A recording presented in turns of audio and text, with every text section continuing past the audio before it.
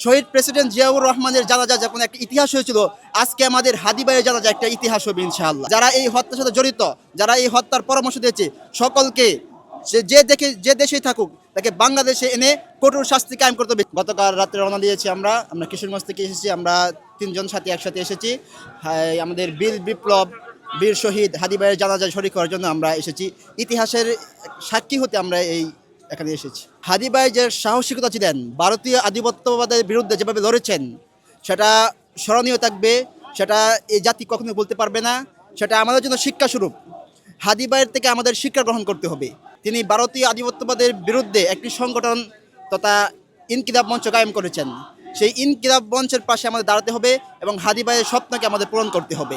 আমার কাছে মনে হচ্ছে বাংলাদেশের একটি অন্যতম জানাজা হবে। শহীদ প্রেসিডেন্ট জিয়াউর রহমানের জানাজা যখন একটা ইতিহাস হয়েছিল, আজকে আমাদের হাদি ভাইয়ের জানাজা একটা ইতিহাস হবে ইনশাআল্লাহ। আমাদের যারা জুলাই যোদ্ধা আছেন, আমাদের জুলাই যোদ্ধা ভাইয়েরা তারা নিরাপদ নয়, এটা আমরা আশঙ্কা করি। রাষ্ট্র আমাদের নিরাপত্তা দিতে ব্যর্থ। রাষ্ট্র আমাদেরকে পরিপূর্ণ নিরাপত্তা দিতে পারছে না। অন্তর্বর্তীকালীন সরকার, স্বরাষ্ট্র উপদেষ্টা, আইন উপদেষ্টা, পররাষ্ট্র উপদেষ্টা, তারা তাদের দায়িত্ব সঠিকভাবে পালন করছে না। এটা আমার ব্যক্তিগত মত না, এটা এদেশের অধিকাংশ মানুষের মতামত। তারা তাদের দায়িত্ব সঠিকভাবে পালন করছে না। আমরা সরকারের কাছে জোর দাবি জানাচ্ছি, এই জুলাই যোদ্ধাদেরকে পরিপূর্ণ নিরাপত্তা দিতে হবে। ওসমান হাদির যিনি খুনি, যিনি শুটার, তারা যদি ভারতে পালিয়ে যেয়েও থাকে, রাষ্ট্রের কাছে আমাদের জোর দাবি, যেমন ফাতিমা তাসলিম জুমা আপু বলেছেন, যদি জাহান্নামেও থাকে, জাহান্নাম থেকেও এনে আমাদের অর্পণ করতে হবে। বাংলাদেশে তার সর্বোচ্চ শাস্তি কায়েম করতে হবে। ঠিক তেমনিভাবে আমিও আবদার করতে চাই, আমি রাষ্ট্রের কাছে জোর দাবি জানাতে চাই, যারা ওসমান হাদি ভাইকে হত্যা করেছে এবং যারা এই হত্যার সাথে জড়িত, যারা এই হত্যার পরামর্শ দিয়েছে, সকলকে সে যে দেশেই থাকুক তাকে বাংলাদেশে এনে কঠোর শাস্তি কায়েম করতে হবে, যেন আর ভবিষ্যতে কোনো জুলাই যোদ্ধা এবং কোনো বিপ্লবী অথবা কোনো ভারতীয় আধিপত্যবাদী ব্যক্তি এই বাংলার মাটিতে কখনো শহীদ হতে না হয়। ইসলামের পরে দ্বিতীয়তম মহাব্বতকারী দেশ হলো আমাদের নিজস্ব জন্মভূমি বাংলাদেশ। আমরা কোনো ব্যক্তি, গোষ্ঠী অথবা দল চিনি না। যারাই আমাদের মাতৃভূমিকে ভালোবাসবে, যারাই মাতৃভূমিকে নিয়ে লড়াই করবে, আমরা তাদের পক্ষে, তাদেরকে আমরা ভালোবাসি। সেই হিসেবে ওসমান হাদি একজন খাঁটি দেশপ্রেমিক ছিলেন।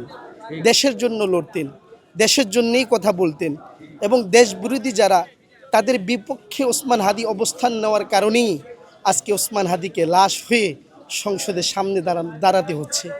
দ্বিতীয় একটি কথা হলো যে ওসমান হাদির যে আত্মা, সে আত্মা আজকে দেখছে যে তার জীবিত থাকা অবস্থায় তার কোনো প্রোটোকল ছিল না, কোনো নিরাপত্তা ছিল না, কোনো আইনশৃঙ্খলা বাহিনী তাকে নিরাপত্তা দেওয়ার জন্য আসে নাই, কিন্তু মৃত্যুর পরে হাজার হাজার নিরাপত্তা তার সামনে উপস্থিত।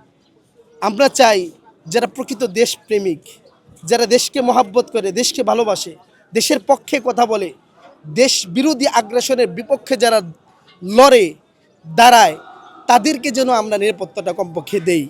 দ্বিতীয় হলো, সত্যের পথে থাকলে অল্প হায়াত পেল, অল্প জীবন পেল, একজন মানুষের প্রতি মানুষের মহাব্বত, পুরা দেশের ভালোবাসা কি পরিমাণ হতে পারে।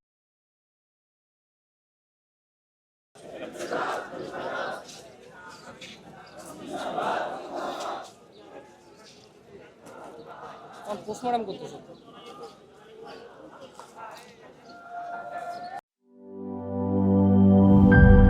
নাটা জেলি আর পানীয়র এক অসম কম্বিনেশন ড্রিঙ্কো।